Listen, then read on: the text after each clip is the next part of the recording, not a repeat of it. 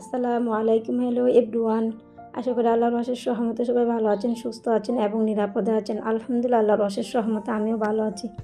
শুরু করছি নতুন দিনে নতুন আরেকটি লাইফস্টাইল ব্লগ ভিডিও। আমার ভিডিওতে আপনাদের সবাইকে আমন্ত্রণ জানাই। যে যেখান থেকে দেখছেন বা শুনছেন, প্লিজ একটা লাইক দিয়ে আমার ভিডিওটা দেখা কন্টিনিউ করবেন। আর এই যে আজকের ভিডিওটা শুরু করলাম, সব কিছু গুছিয়ে নিয়েছি, এখন রান্না করব। আর আজকে ইফতারি আয়োজন করব মাছে ভাতে বাঙালি, আর শেয়ারের জন্য রান্না করব দেশি মুরগি। এগুলো নিয়ে কিন্তু আজকের ভিডিওটা সাজালাম, আশা করি আপনাদের ভালো লাগবে।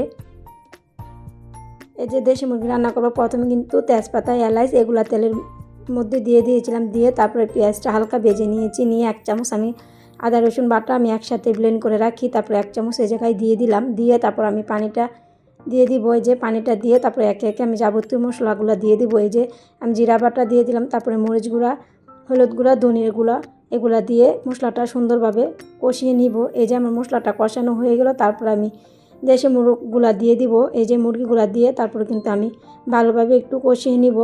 এই যে হালকা একটু পানি দিয়েছি, আর কষানো হোক, এরই মধ্যে কিন্তু আমি আলুর ভর্তাটা বানিয়ে নিব।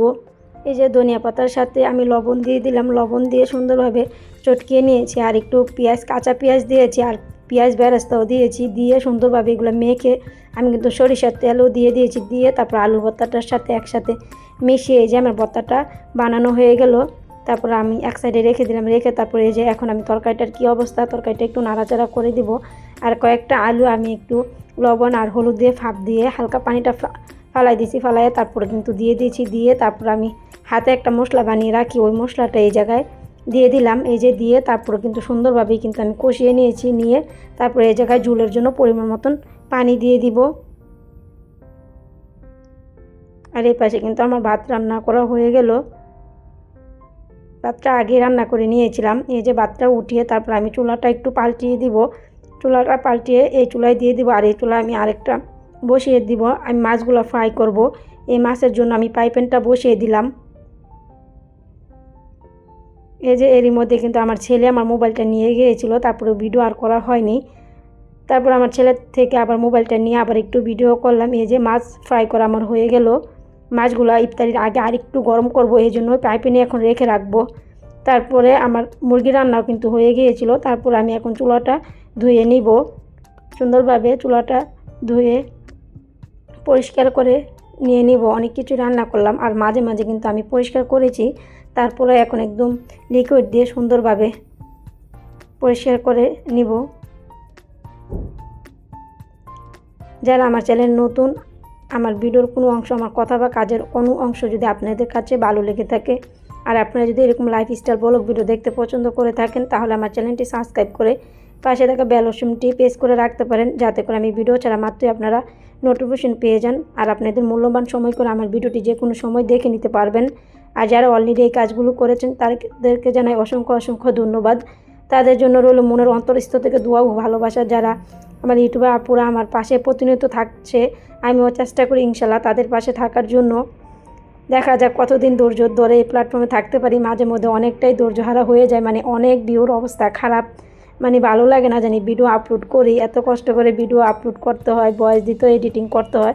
মাঝে মধ্যে কিন্তু মানে ধৈর্যহারা হয়ে যায়, জানি মনে হয় না ভিডিও ছেড়ে, আবার মাঝে মধ্যে মনে হয় থাকুক, ভিডিও ছাড়তে থাকি, দেখা যাক এই আর কি। তারপরে এই যে আপনার সাথে কথা বলতে বলতে আমার কিন্তু দোয়া ফলাগুলো হয়ে গিয়েছিল। এই যে দোয়া ফলাগুলো ধুয়ে তারপর আমার বেসিনের পানিগুলো একটু মুছে নিলাম টাওয়ালটা দিয়ে। এই যে পানিটা মুছে নিলে খুবই ভালো লাগে। এই যে আমার সব কাজকর্ম একদম ইফতারি আগের মুহূর্তে একদম শেষ করে নিয়েছি, শেষ করে তারপরে এই যে খেতে বসে গেলাম। এই যে ভাত, খেজুর, আলুর ভর্তা, তারপরে ডাউল, মাছ ভাজা। ডাউল কিন্তু আগে রান্না করেছি, মানে এত কিছু ভিডিও করা সম্ভব হয়নি, তারপরে ভিডিও করিনি। এই যে এগুলাই ছিল আলহামদুলিল্লাহ আমাদের আজকের ইফতারিতে। তারপর কিন্তু আমি একটা খেজুর খেয়েই কিন্তু চলে গিয়েছিলাম নামাজ পড়তে। নামাজ পড়ে এসে কিন্তু ভাত খেয়ে নিয়েছি, খেয়ে তারপরে এই দোয়া ফলা কিন্তু সবগুলো আমি ধুয়ে নিব। একটু বিশ্রাম নিলেও পারতাম, কিন্তু আমার কিন্তু কাজ রেখে আমার বিশ্রাম নিতে ভালো লাগে না। এই জন্য কষ্ট হলে কিন্তু আমার সাথের কাজ সাথে সাথে করতেই আমার ভালো লাগে। এই জন্য কিন্তু খাওয়া দাওয়া শেষ করে কিন্তু সবগুলা প্লেট বাটি আমি একসাথে ধুয়ে নিব। আর কালকে কিন্তু আমি ভিডিও আপলোড করিনি, মানে শরীরটা ভালো লাগছিল না। ভিডিও আছে কিন্তু আমি ভয়েস দিতে একদমই ইচ্ছা করছিল না, এই জন্য কিন্তু কালকে ভিডিও আপলোড করিনি। মাঝে মধ্যে অনেকটাই কষ্ট হয়ে যায় এই রোজা থেকে ভয়েস দেওয়াটা। আর ভয়েস দেওয়ার সময় অনেক প্লেনে আওয়াজ আসে, তারপর আমার ছেলে তো একটু বিরক্ত করে, এই জন্য কিন্তু অনেকবার ভয়েস এডিট করতে গিয়ে অনেকবার কাটতে হয়, এই জন্য কিন্তু মাঝে মধ্যে বিরক্ত চলে আসে আমার ভয়েস দিতে গেলে আর কি। তারপর আমি আর এই যে দেশি মুরগিটা কিন্তু এখন খাইনি, সেহারিতে খাবো, এই জন্যই কিন্তু কড়াইতে রেখে রাখছি, সেহারির সময় একটু গরম করে খেয়ে নিব। আর এই যে এখন আমি সকালবেলা 2টা কলাই নিয়েছিলাম, এই 2টা কলা দিয়ে এখন আমি একটু ভর্তা মাখিয়ে খাবো। এই যে শুকনো মরিচ তেলে নিয়েছি, তারপরে এই জায়গায় লবণ, চিনি, তেঁতুল নিয়েছি, নিয়ে সুন্দরভাবে মাখিয়ে আমি খেয়ে নিব। সারাদিন তো টক খেতে পাই না, রোজা থাকি, এই জন্যই কিন্তু এই যে আমি অনেকক্ষণ জিরিয়ে তারপর আমি একটু ভর্তা খেয়ে নিব। ভিডিওর একদম শেষ পর্যায়ে চলে আসলাম। সবার সুস্বাস্থ্য কামনা করে শেষ করছি আজকের মতন ভিডিওটা এখানেই। আল্লাহ হাফেজ, আসসালামু আলাইকুম।